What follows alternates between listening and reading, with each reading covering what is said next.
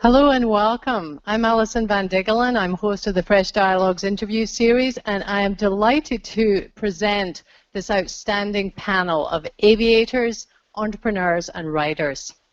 In 2004, Mike Melvill flew SpaceShipOne beyond the edge of space.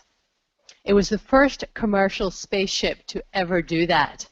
I'm pleased to welcome Mike Melvill.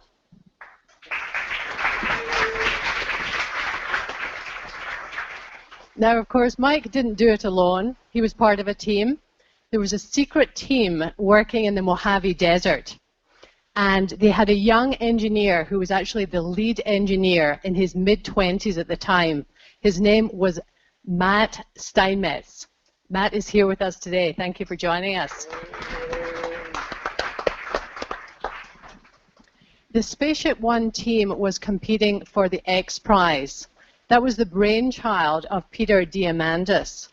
Now, Peter introduced the X Prize, a $10 million prize, without first securing the funding. Peter's going to tell us about that. Thank you for joining us, Peter. And as I said, the X Prize did not have the funding. And it was actually inspired by the Orteig Prize.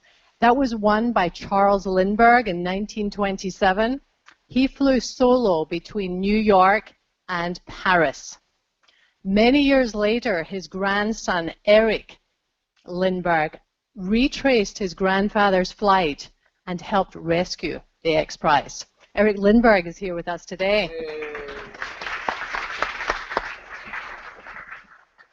And this story of adventure and risk-taking is told by the very talented Julian Guthrie.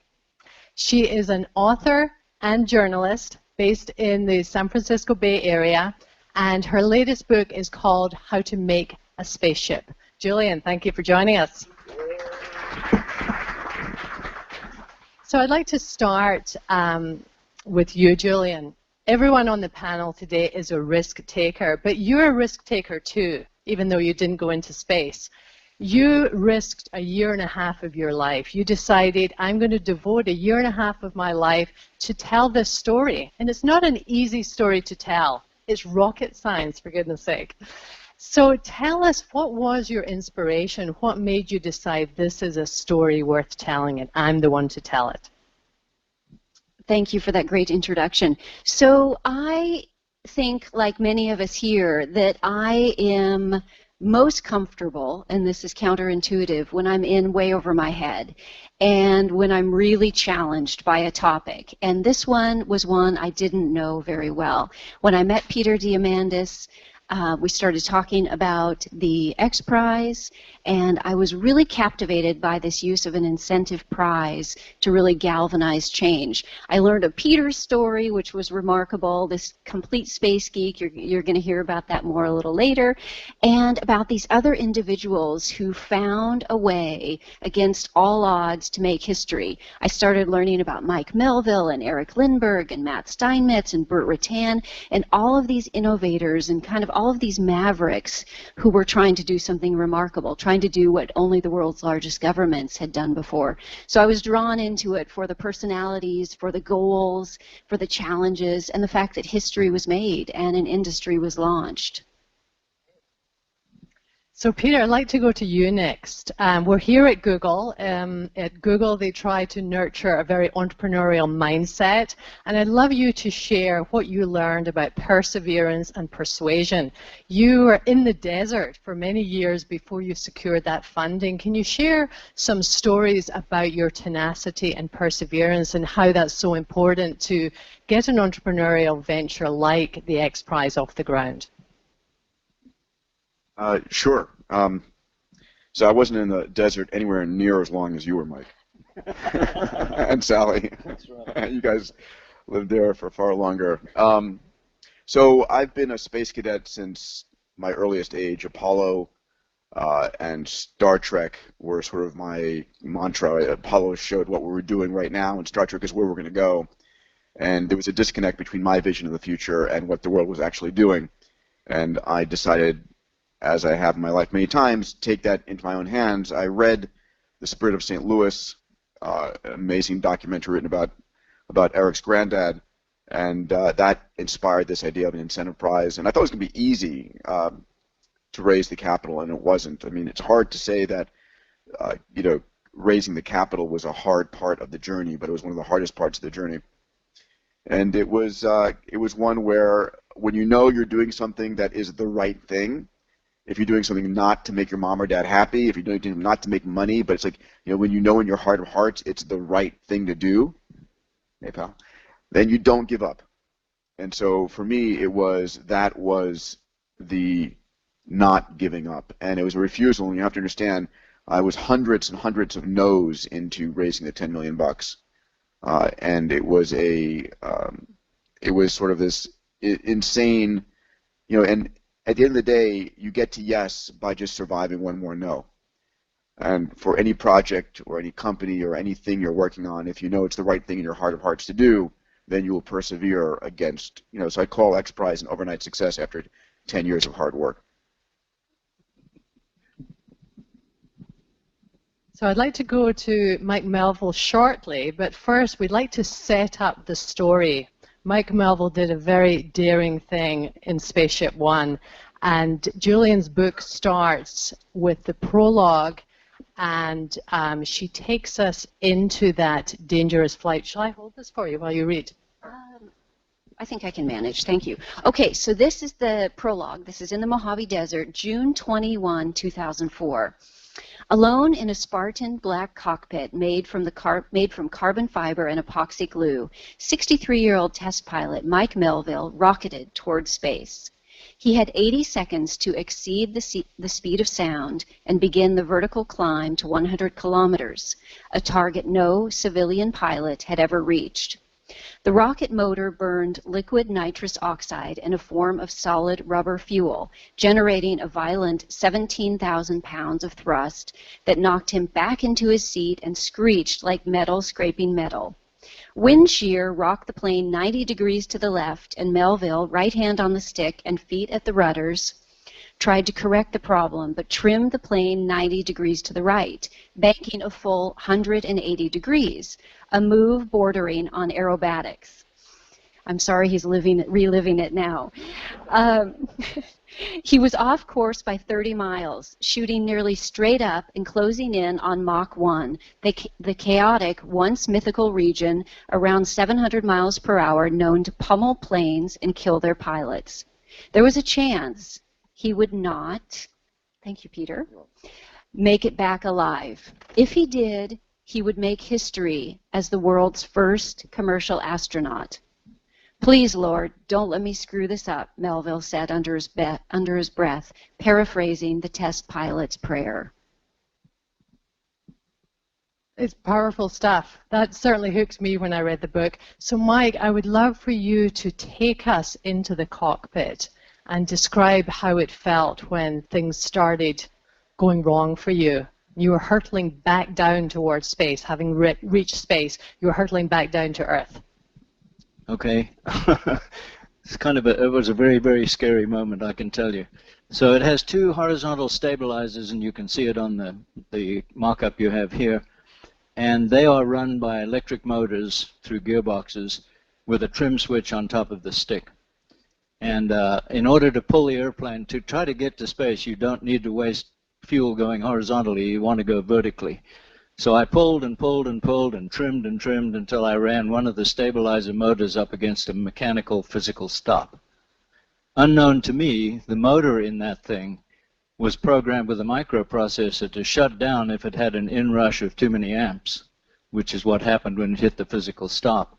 And so it stopped working. I didn't know that had happened, though. I continued on straight up till I got up to space.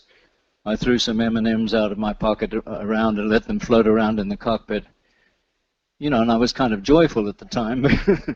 And then the next thing to do is to reset the stabilizers for the re-entry.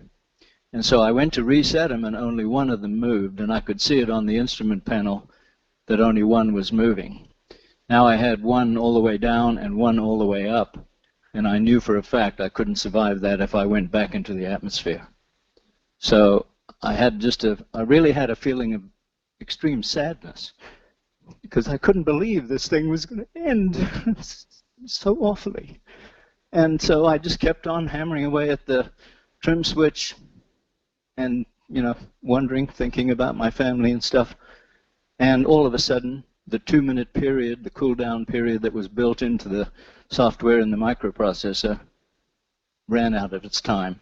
And I bumped the switch and saw it move, and I knew that I was okay after that. And I eventually got it close to the middle, but the guys on the ground didn't know why it had happened, so they wouldn't let me keep driving the trim back to the center, which is what I wanted to do, because that would make it a lot easier to land. And so anyway, the primary guy said, nope, we don't know what caused this. Don't touch the button again, because it may run away.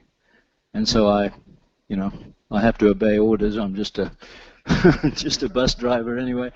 And anyway, I came back into land, and I had to land with the stick all the way to the left as I was flaring to land, and I had no more left. Luckily, there wasn't a crosswind, because that would have been a bad day. But it was an incredible thing to see and to feel, and then to know for a fact that you can't survive this, because I've never been in that situation in my life where I knew I couldn't survive. There's no way to survive going into the atmosphere with the the two stabilizers in opposite directions. And that's a horrible experience. Anyway, I survived it. Somebody was looking after me, I think. Thank you.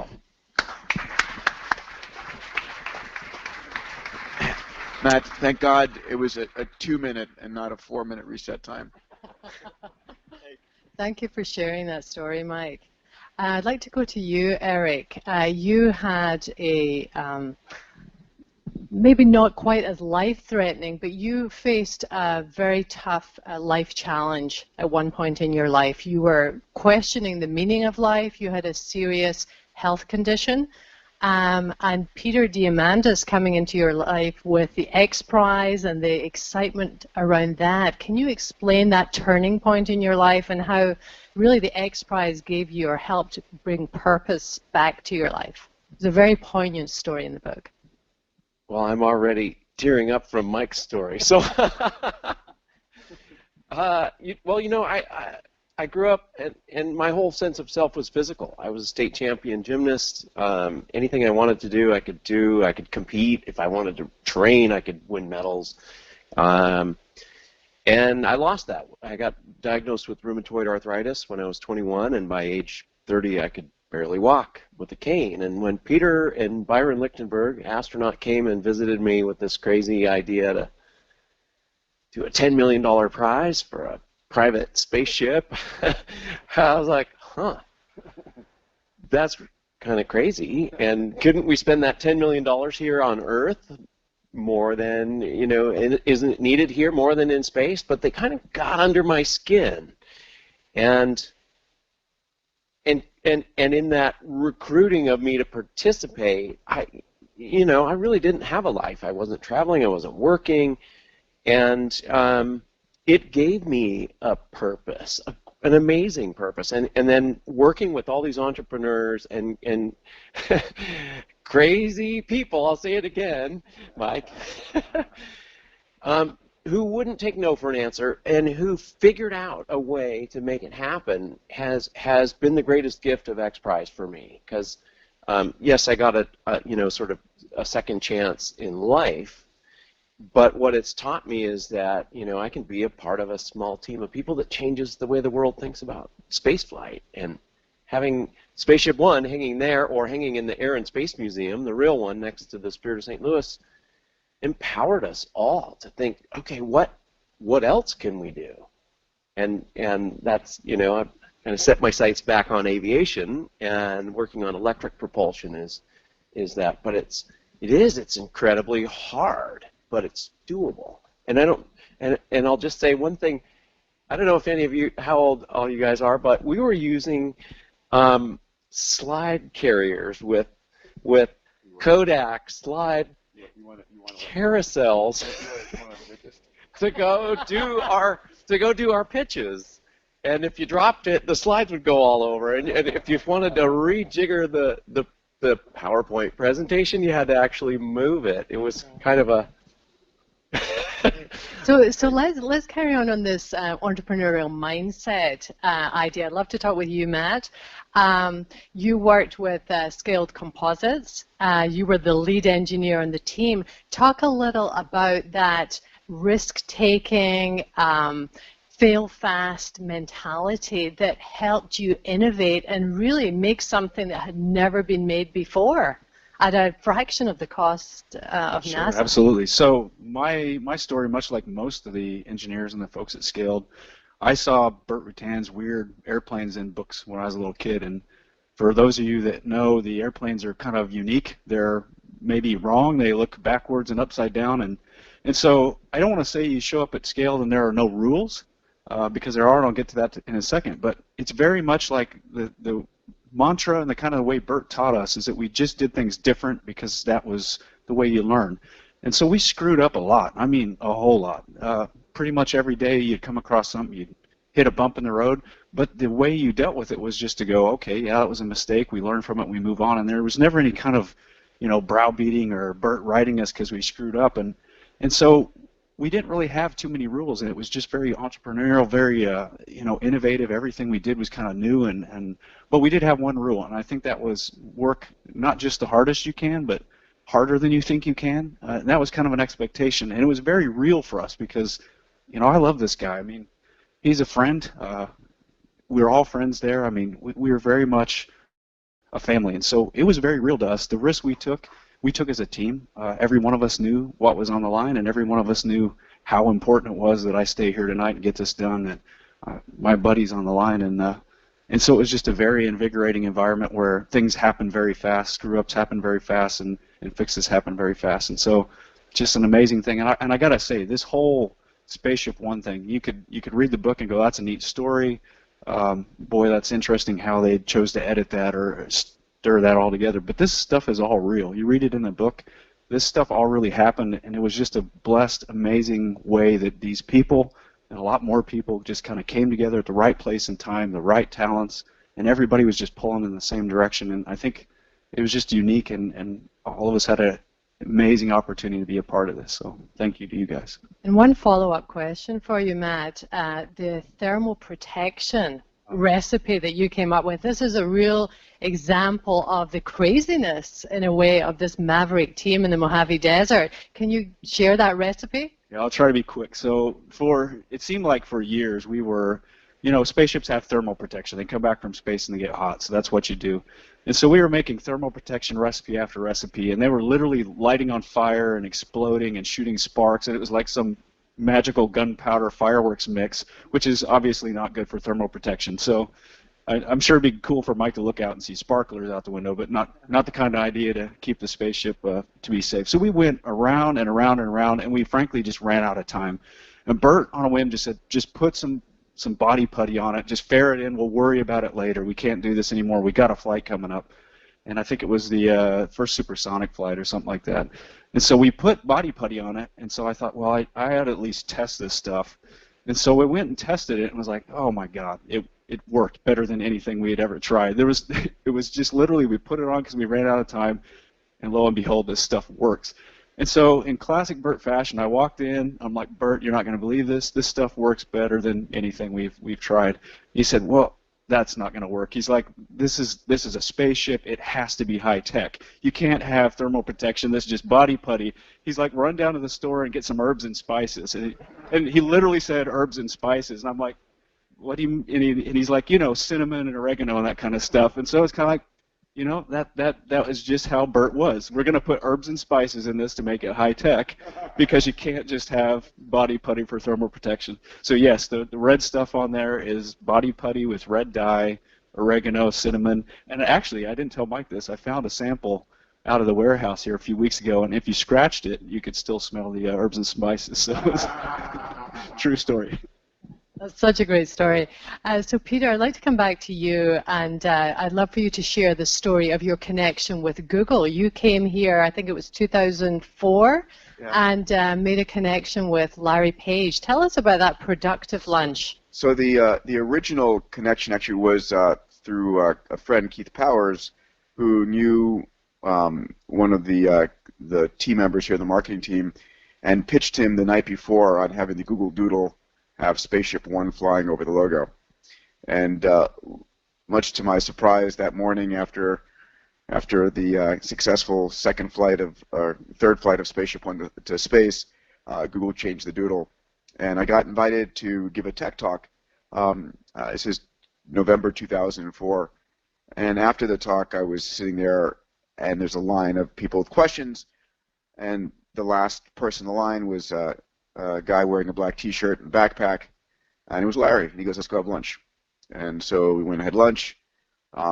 I pitched him on joining our board of trustees, and he said, sure.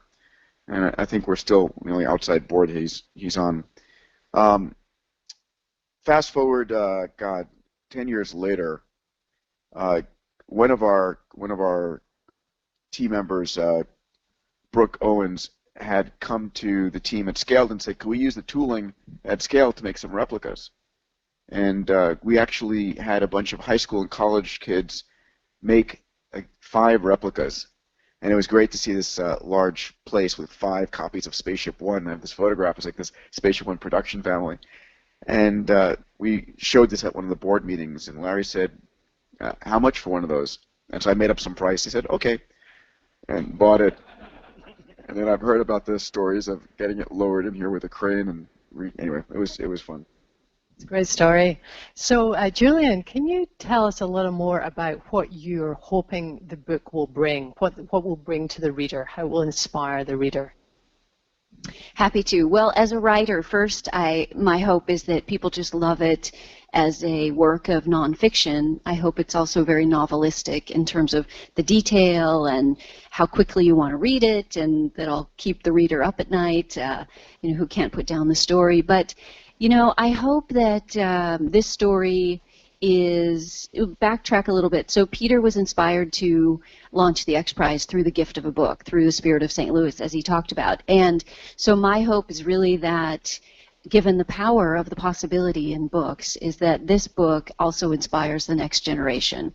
It's becoming a big hit with youth, which is a wonderful reward and kind of unanticipated.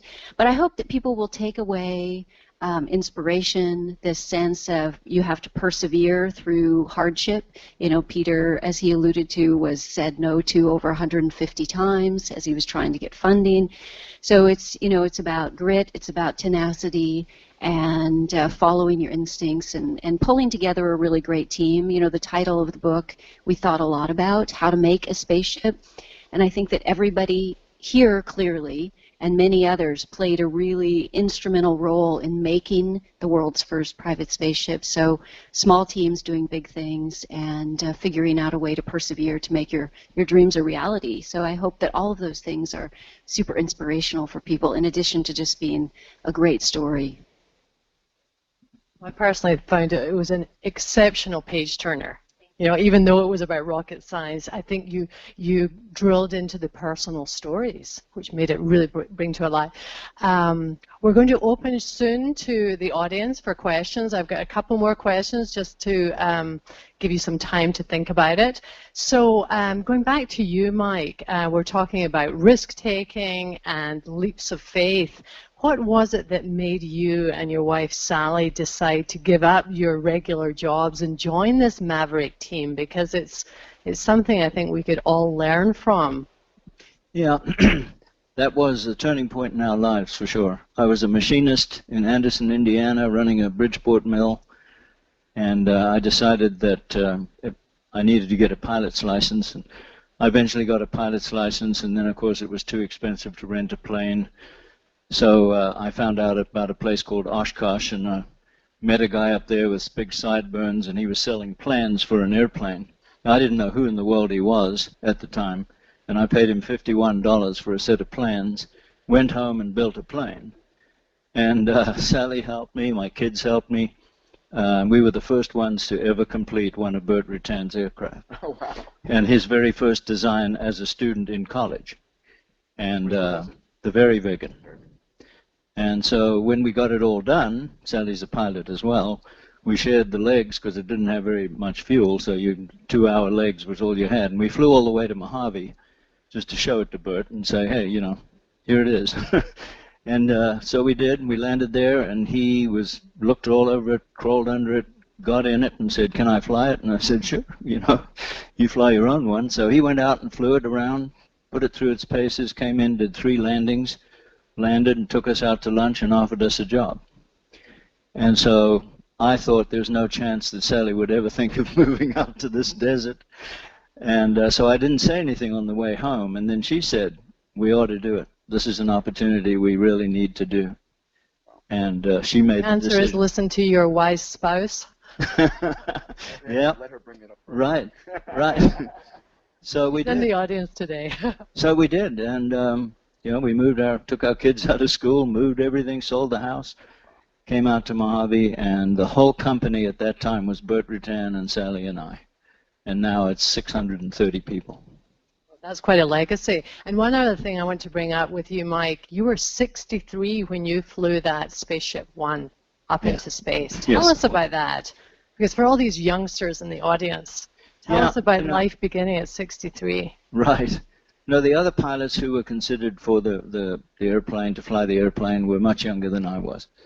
And the thing is, they didn't have the experience I had, particularly the experience with Bert for that many years. I mean, I flew every airplane Bert ever designed except one, and they weren't always successful, you know. Some of them were very scary things to fly, and we'd get into trouble, and I'd somehow figure out a way to get out of it. So Bert had a lot of trust in me as a pilot. I had always brought them back, and he just picked me for some reason. I don't know why. You know, I was much, much older, didn't have the reflexes of a 28-year-old guy. But, you know. But Mike, that saved SpaceShipOne on the X-1 flight on September 29th. Yeah, it probably did. It's probably right. It's worth telling that story a second. Yeah. Yeah. You're the hero many times over in this story. Right. On the first X Prize flight, the airplane went out of control shortly after I pulled it up to the vertical. I actually made the mistake of pulling it past vertical by 1.6 degrees. We got that off the data system. And so I pushed it back to the vertical, and that meant that the wing was no longer lifting at all. And that particular design, our aerodynamicist had told us months before, would have a high Mach number departure from controlled flight. And that means you lose control of the airplane, right?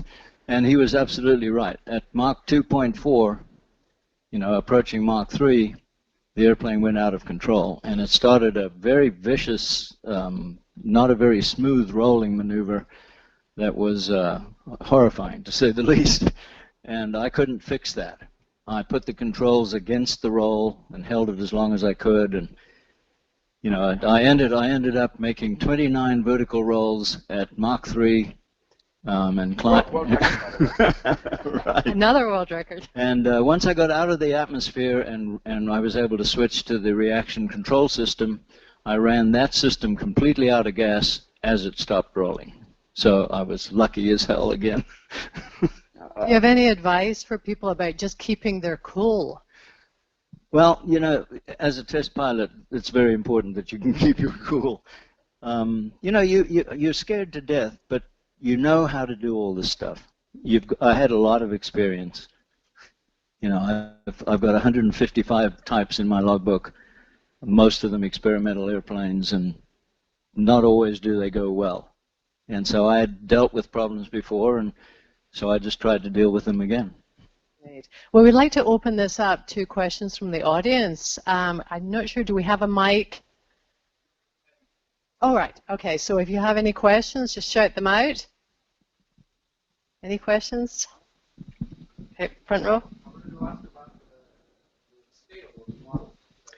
Yeah. So Google has a scaled model of SpaceShipOne out in the lobby here. Can you tell us about the dimensions and? Right. The scale of that model is 100%. It is a full scale model of what I flew to space. And it was built right out of the original tooling that built the original airplane, so it's exactly the same shape, exactly the same length, width, height, everything's the same. It just looks exactly like the real thing. It's not a scale model. It's not a smaller airplane or a bigger airplane. It's exactly the same. Any other questions? Yes. How did you train for spaceflight? Did you get cooperation from governments that had that experience, or? No, Peter set the rules. Let me just repeat. Can I just I'd just like to repeat the question so they got it on the audio. So just training for the spaceflight. How did you train? Okay, we trained for the spaceflight. We had our own simulator, and it was a very rudimentary simulator. And I spent a lot of time in it. I'd get there early in the morning and make 10 flights of what the next test card said we would do.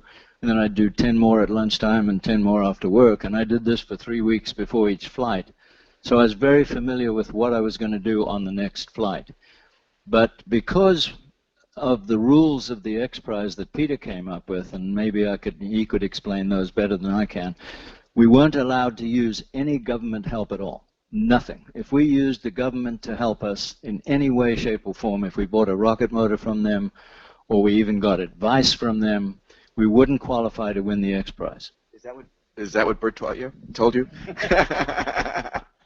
The rules very specifically were you could not have more than 10% funding from a government agency. Oh, I didn't know that. No, you could have. What's that? The truth comes out. Yeah, the rules very specifically. You could not. You had to demonstrate 90% or more private financing. So Bert pulled a fast one on you there. There was a point at which between the June 21st flight and the X-1 flight, you guys were looking at Sidewinder missiles for extra boost. I don't want to go there, but. Great. Any other questions? I have a few more questions. Oh, yeah, we have one. Yeah. So prior to flight, you do a flight readiness review, right? What's the most, prior to first flight, what were you most worried about? So the question is, what was Mike most worried about prior to that first flight? Okay, so you're talking about the first powered flight, right? Because we did several glide flights prior to that. The glide flights I wasn't worried about so much, but the powered flight, I was terrified that rocket motor, we built it, designed it, and built it ourselves because we couldn't buy a rocket motor. And, we'd had all kinds of trouble with it, getting it to where it was safe to run. And I think we had maybe 5 or 6 decent runs, and Bert declared it to be man-rated at that point. And, the government the NASA would never have done that. I mean, there would have been at least 100 or maybe 500. So I was worried that it wouldn't behave the way that we thought it would. And I was very delighted to find that it behaved exactly the way we thought it would. So one of the other things I can talk through with respect to worried about on flight. So every flight, because we do envelope expansion, you always slowly get more G, slowly get more speed. Every flight was an opportunity to be terrified in a different way. So it moved from flight to flight to flight. So the first one for me, I think I was worried about just the way it would handle transonically and supersonically. And it turned out some of that was a little bit of an issue, but not too big an issue. But each flight that progressed along, we would bite off that risk, realize what it was. But the Spaceship was really kind of a nasty flying little airplane. Mike could probably talk to that, but if you watch the videos watch the videos that are out there, you'll see that they're really fighting early on, and we kind of got to the point where we knew what the vehicle was going to do and expected it, and then trained the pilots to anticipate that was going to fly that way. And I think, was it Roll and Yaw, we trained to use every control surface imaginable to control the vehicle. And so if you watch the flights, you can almost see them flying the airplane differently as time progressed. So in my mind, Mike and Matt, you guys are the two heroes of this of the story. You representing the engineering team, and Mike representing the pilots team. It's not normal to build a human-carrying spaceship with such a small team and small budget. And you both were involved in that experience. I mean, how did that happen compared to, the X-15, which you could carry 3 times the people, you went to much higher, just in every dimension. I mean, the X-15 was a multi-billion-dollar program in today's dollars compared to, what was it, $28 million? 26. $26 million. And how many people on average on the team? 30, 40. Not that many. I think about 25, 26 people were all that were involved in building, and we built a mothership from scratch that carried us to close to 50,000 feet. We built a spaceship from scratch. We built a rocket motor from scratch, and a simulator, flight simulator from scratch. And we did all of that with 26 people in this room. With less than the people in this room. And we did that in a very short period of time, like a 2-year period. And we had to, after we got the mothership designed, you know, we went out and flight tested it and learned all of its limits while we were building Spaceship. And then, I mean, it was an amazing amount of things that happened in a very short period of time. And I think we were damn lucky. So if there's a space equivalent to Google, it's sort of this team over here. I'll just add, too, that, Julian, your book has inspired a ton of kids. And Peter reading The Spirit of St. Louis inspired him to create X Prize. And X Prize has now become something and leveraged into something much, much bigger with all the active prizes that we're running in something like $150 million in prizes in the pipeline, all designed to solve the grand challenges of the future.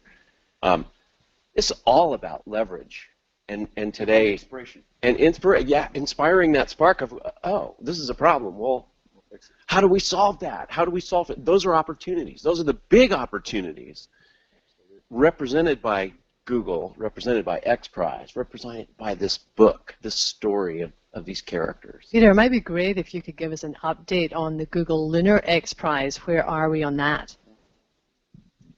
Sure. So shortly after Larry had joined the board, Sergey and Erik had both become Vision Circle members, which is our highest level of financial commitment. And we held a board meeting here at Google in, I think it was probably building 43 at the time. And there was a conversation that said, like, what's next? And what do you want to do next for a prize? And we brainstormed. I think Branson was in that meeting. We brainstormed a whole bunch, and I'd thrown out a problem that I was challenged with how do you get to the moon very rapidly and low cost. And so we threw out a private lunar race, a robotic race. I see Mark Matosian over here, a graduate from ISU 88. That was one of the challenges you had at International Space University. And Larry said, okay, I like it, but you have to sell Sergey because I'm on your board. That's a conflict. And I sold Sergey on, this was like January of 2007, saw him at TED, closed the deal. It went to the board of Google, and I was just with Erik at Zeitgeist a couple months ago, or a month ago, and Erik goes, the only reason we approved it at the board level is because we thought it would never get one. So we had 25 teams enter that. We're down to 5 or 6 that are really solidly in the race. 2 bought launches, 1 on SpaceX, 1 on Rocket Labs for next year. The competition is over at the end of 2017, so I hope we have 2 viable teams. Oh, and the challenge is to land a robotic lander on the surface of the moon, send back photos, YouTube videos, rove a half a kilometer, and send back more photos and videos. So it's a $30 million purse. NASA's matched with $30 million of corporate money, and the question is, can you build a low-cost recurrent mechanism to get to the moon so that everybody and anybody can do it?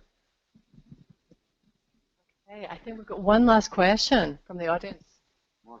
The concept, of course, it's great to look at the white knight and the spacecraft that actually made it, but for Matt, what were some of the other concepts that did not get developed that you think either could have done the job or some you think that? It was interesting because I showed up, I was off doing other stuff in the early days when Bert was kind of kicking around ideas. And so I saw a little bit of it. I know when I showed up, Proteus had just flown, and there was actually a one-man or something concept that was going to hang under Proteus that was going to lawn dart into the water at warp speed or something like that. And so there was, and I think in the book they may talk a little bit about it, but we threw some foam models off the tower and stuff. But really, it was kind of an evolutionary process to evolve to where Spaceship is today. So even today, if you interview at scale, which you could do, I guess, if you want, there's foam models hanging on the ceiling of the different concepts, they were all kind of those centered around the feather thing. That was really the ace in the hole, I think, of Bert's concept, that he knew he needed a way to re-enter that was didn't require computers, that the pilot could just take their hands off and it would solve its own problems. It would write like a shuttlecock. And so the feather was really kind of that, you know, critical piece of the puzzle, and all of them were basically, all the different concepts were kind of trying to morph into a feather that worked the way it does. And so at least as far as when I started with the program, it was really focused on what does the feather look like, how does the feather look like, and there were different tail surfaces. And you know, Bert, there's different things, 20 different tail surfaces, all different configurations, but it was all centered on that. And so I think early days, Mike might even know some of the weirder things that Bert had thought about as far as personal manned spacecraft, but it really quickly, when it started to get serious and when he thought he had it, was really the feather, and that's when he felt comfortable to go to Paul Allen and say, hey, we can do this. I guess that's another thing I got to say about Bert. I've always been really impressed that Bert didn't go try to sell people on an idea that he couldn't do. A lot of think aviation is really unique in that a lot of things get sold that maybe your pipe dreams and impossible. But Bert, you know, went and got the money once he knew how to do it, and he had a lot of opportunity before that to go get money and maybe just blow it, not able to execute. But he waited until he knew the idea and something that would work. So really admired that about him. Great. I'd like to thank our outstanding panel for sharing your wisdom and inspiring us today. And I'd like to thank each one of you for coming today, for attending, and I hope you will keep inspired and keep taking risks. Thank you for joining us.